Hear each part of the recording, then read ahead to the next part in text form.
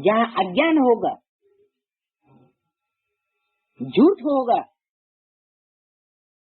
वहीं आग लगती है। ऐसा कभी नहीं सुना होगा कि बगीचे को आग लगी, नहीं, जंगल को आग लगती है, जिसका नाम ही रखा है महाभारी महाभारत लड़ाई।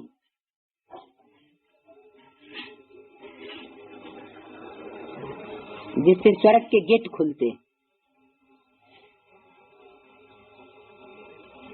महाभारी, इससे ज्यादा भारी कोई लड़ाई कोई नहीं होती है। 5000 वर्ष में इतनी बड़ी लड़ाई कभी नहीं हुई, इतना खून खराबा करने वाली। वो भी 2 रूप से, पहले सूक्ष्म रूप में और फिर बड़े रूप में। सूक्ष्म रूप में ब्राह्मणों की दुनिया के अंदर,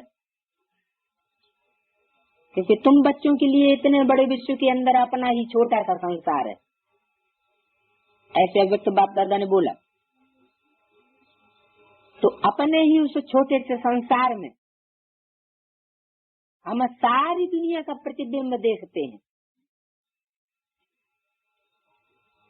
तो पहले सूक्ष्म लड़ाई चलती है ब्राह्मणों की दुनिया में,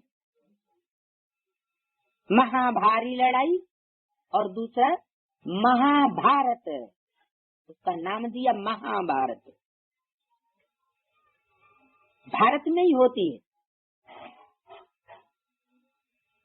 महाभारत लड़ाई, क्योंकि भारत से इसकी जड़ निकलती है। भारत ही निमित्त बनता है उस लड़ाई का। इसलिए वाणी में बोला, विनाश ज्वाला कब प्रज्वलित हुई, कौन निमित्त बने।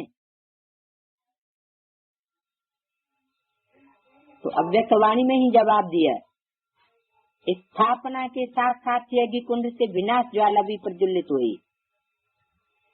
यज्ञ के आदमी विनाश ज्वाला प्रज्वलित हुई,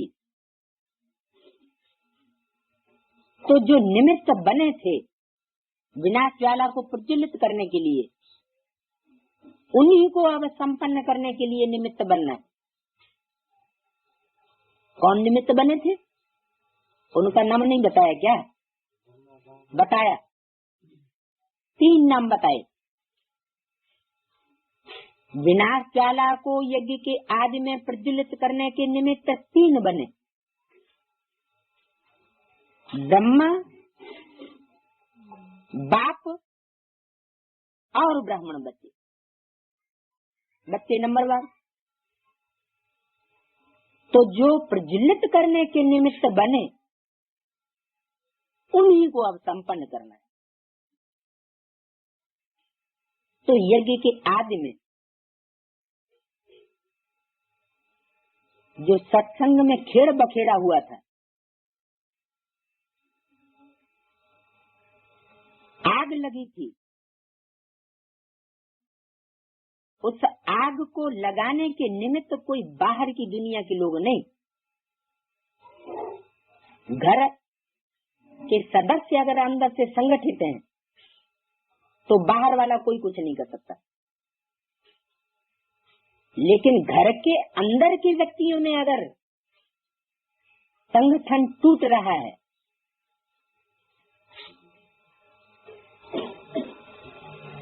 चार दीवारी की ईंटें निकल रही हैं, खिसक रही हैं, तो वो मकान रूपी संगठन हिल गया। तो ऐसे यज्ञ के आदि में भी हुआ। जो निमित्त बने विनाश ज्वाला को प्रज्वलित करने के, ब्रह्मा,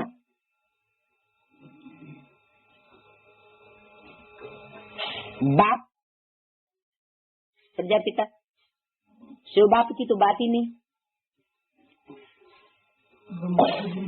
है।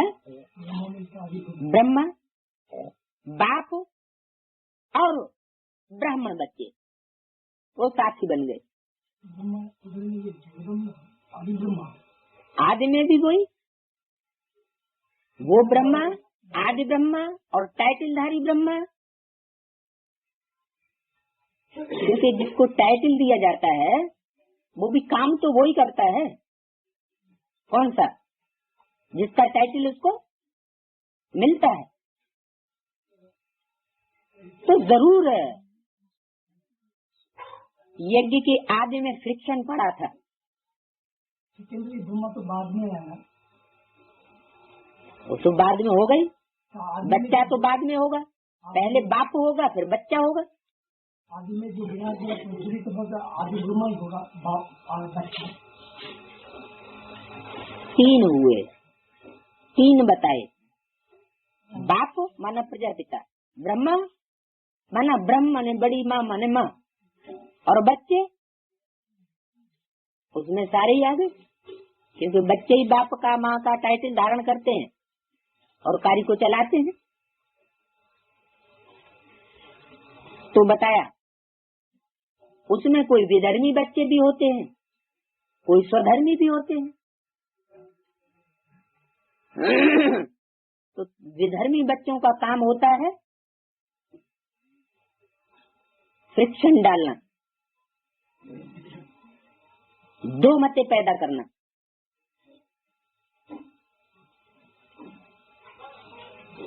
लेकिन बच्चे तो कैसे भी हों, वो तो बच्चे ही बुद्धि है।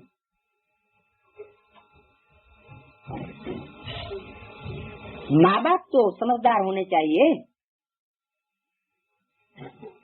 तो फ्रिक्शन यज्ञ के आदि में जो पड़ता है वही अंत में महाभारी महाभारत ग्रह युद्ध नाम दिया है। ग्रह माना घर। दुनिया में जितने भी घर हैं उन घरों में मूल घर कौन सा है? किसका है?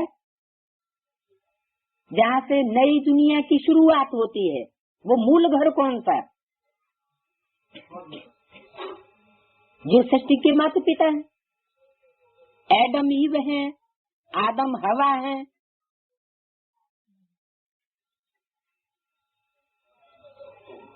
तो इस भारत से ये लड़ाई शुरू होती है। भारत चैतन्य भी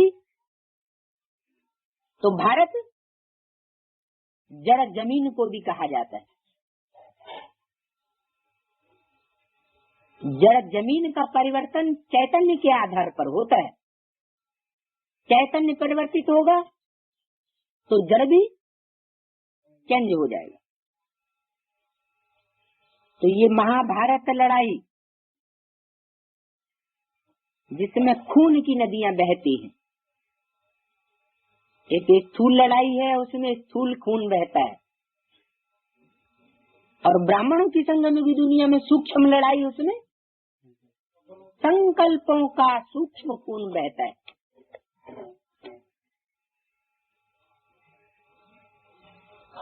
जैसे स्थूल शरीर में 16,000 नसें नाड़ियां हैं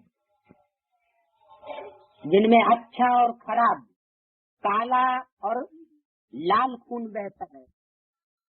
आत्मा में जो संकल्पों का खून है वो भी दो प्रकार का, शुद्ध संकल्प और अशुद्ध संकल्प।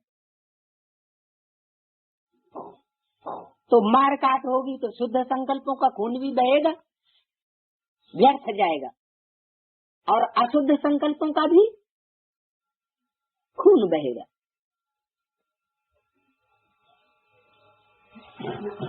तो ये आग लगती है,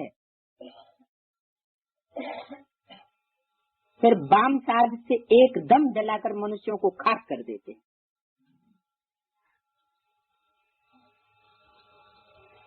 ये है लास्ट युद्ध।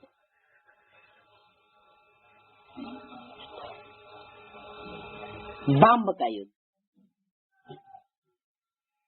जिसका असर सिर्फ विदेशों में होता है, भारत में नहीं। क्योंकि भारत में तो पहले ही विनाश हुआ पड़ा है।